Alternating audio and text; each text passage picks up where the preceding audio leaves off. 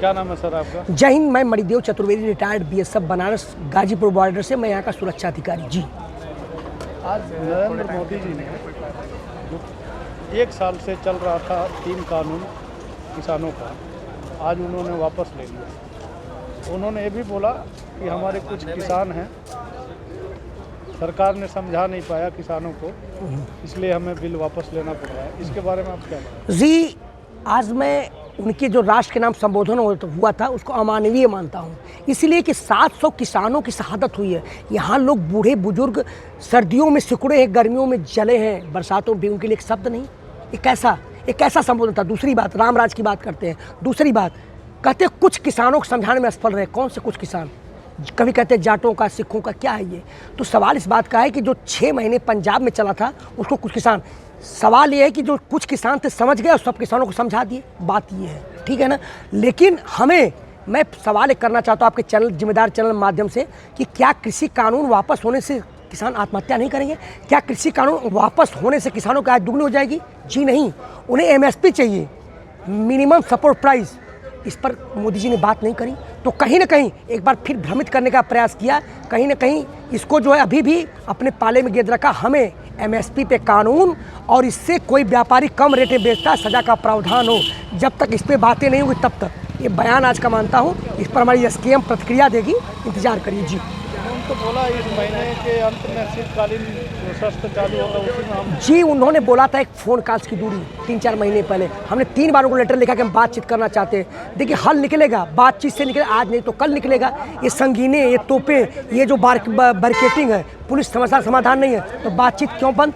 मैं पूछना चाहता हूँ। ठीक है, अगर वो कर रहे करें, हम संसद में देखेंगे, सारी चीज़ें स्पष्ट हुई, दूध का दूध, पानी का पानी। लेकिन विश्वास नहीं है हमें बहुत ज़्यादा कि उन्होंने इतना छला है यहाँ छला की पूछा। हम भूले नहीं हैं लखीमपुर खीरी की घटना, हम भूले नहीं हैं कुरुक्षेत्र का, भूले नहीं 28 तारीख को ये सर्वविदित है, हमारे यहाँ लाइन काट दी गई थी, पानी बंद कर दिया गया था। हम कैसे भूलेंगे? हम यहाँ 12 महीने यहाँ जले सिकुड़े भींगे हैं, हम भूलेंगे?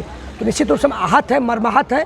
इस प्रकार का असंवेदनहीन बयान दिया है जो अमानवीय के खिलाफ। उनको शुरू करना चाहिए था कि हम किसानों ने जो झेली है, जो यहाँ पर शहीद हुए हैं, उनको संवेदना प्रकट करता हूँ। ऐसा कुछ नहीं कहा, एमएसपी पे बात नहीं करी। कानून रद्द करने से क्या फ़ायदा होगा जी? तो कानून जैसे वापस होगा, क्या बॉर्डर सब किसान खाली कर लेंगे? जी, मैं ये कहना चाहता हूँ, हालांकि संयुक्त किसान मोर्चा उत्तर प्रदेश का मैं सदस्य हूँ, यहाँ पर सुरक्षा अधिकारी हूँ, लेकिन इतनी बड़ी इस जो बयान दिए इसकी प्रतिक्रिया संयुक्त किसान मोर्चा तय करेगी। लेकिन इस प्रकार से निश्चित रूप से हम लोग चाहते हैं कि जब तक एमएसपी पे कानून नहीं होगा तब तक हम घर वापसी नहीं होंगे। बिल्कुल। आप कितने महीने से यहाँ पे पड़े? मैं यहाँ 12 महीने से हो गया हूँ।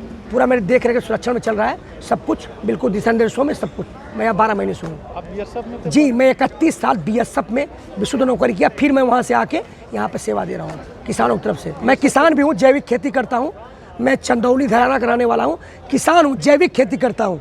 लेकिन जब किसानों की यहाँ जिस तरह से खालिस्तानी, माओवादी, पाकिस्तानी प्रो, चाइनीज़ प्रो कहा गया, मुझे घर में नींद नहीं आई। हम काफ़ी सैनिक आए, सब बॉर्डरों पर गए, देखा, ऐसा मुझे देश के विरुद्ध कोई एलिमेंट नहीं दिखा जो देश के विरोधी गतिविधियों में लिप्त हो। सब कुछ ठीक था, या किसान ही थे वास्तव में। यहाँ हम लोग रह गए और अपनी सेवाएं दे रहे हैं जी। It's great to see you here. Thank you for watching our work. If you haven't subscribed yet, don't forget to click the bell icon and subscribe to Mojo Story and support independent, robust journalism.